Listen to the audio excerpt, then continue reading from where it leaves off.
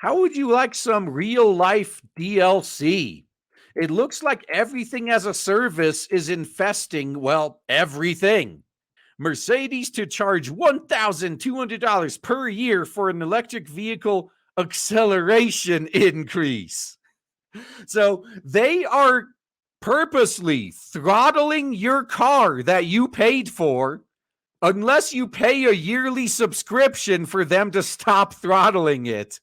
And you know what? The sheep are going to be fine with this. Remember when luxury automakers, or M1 in particular, began charging customers extra to enjoy features their vehicles already had? Well, Mercedes-Benz is joining the club. The company has begun offering an acceleration increase subscription to electric vehicle owners for the cool price of $1,200 per year. And this is just the beginning, by the way. Oh, you think you're fine because you don't drive a Mercedes, or you think you're fine because you don't have an electric vehicle? They're just testing the waters with this.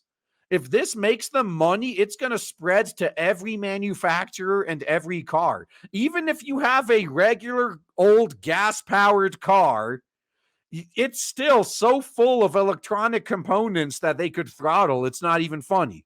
The subscription package applies only to the Mercedes EQ, EQE, and EQS all-electric models.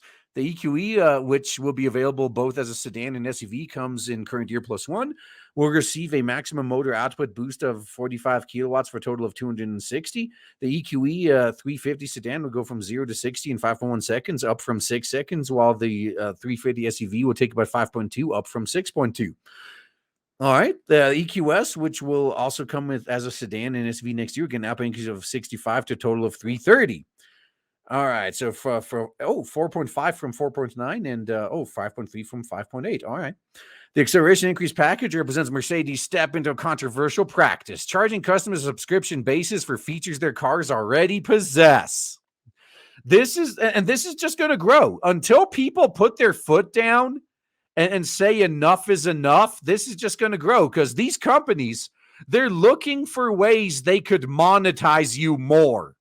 And right now they all want to jump in on the Loiv service, like continual subscription bandwagon.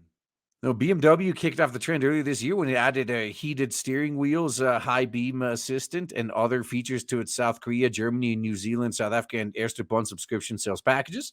Tesla announced shortly after they would begin requiring customers to pay for navigation following the first 8 years of ownership. So do you still get it for the first 8 years and then have to pay afterwards? All right.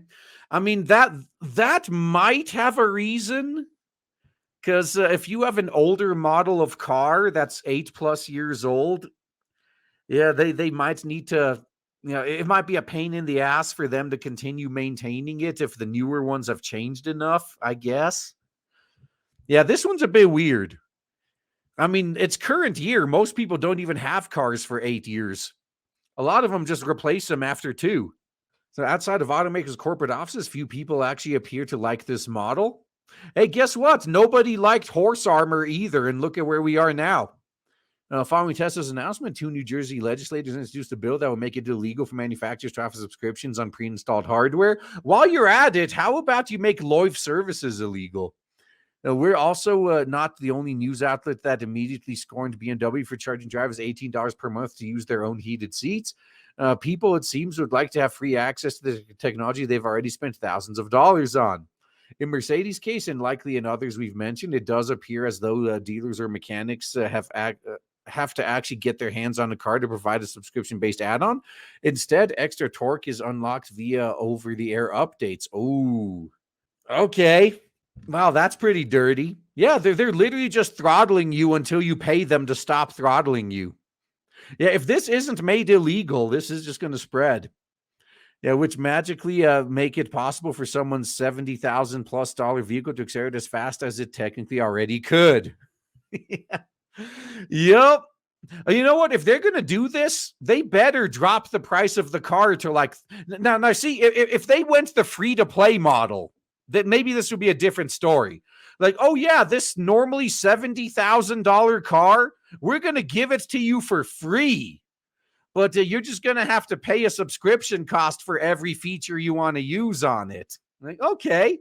That might be an option that some people look into. But the way they're doing it here, it's again, it's like predatory monetization in full price games. Yeah, I know you already paid $70 for this game, but you also have to roll on the loot boxes if you want to advance. Yeah, that's right, free to drive cars. Yep. Now that's probably not going to happen because the ultimate goal is to completely get rid of car ownership. Now, you guys know that, right? Like that's what they want to do long term. They just want to completely get rid of car ownership. Like especially once self-driving cars become reliable enough. Like the goal is that all cars would basically be mass transit. Like you wouldn't own a car. Like if you need a car, you would call to have a car drive itself to your house, and then you just tell it like a taxi, tell it where you want to go, or better yet, like maybe it would let you take control while for the time you're renting it. Like that's basically what they're going for here.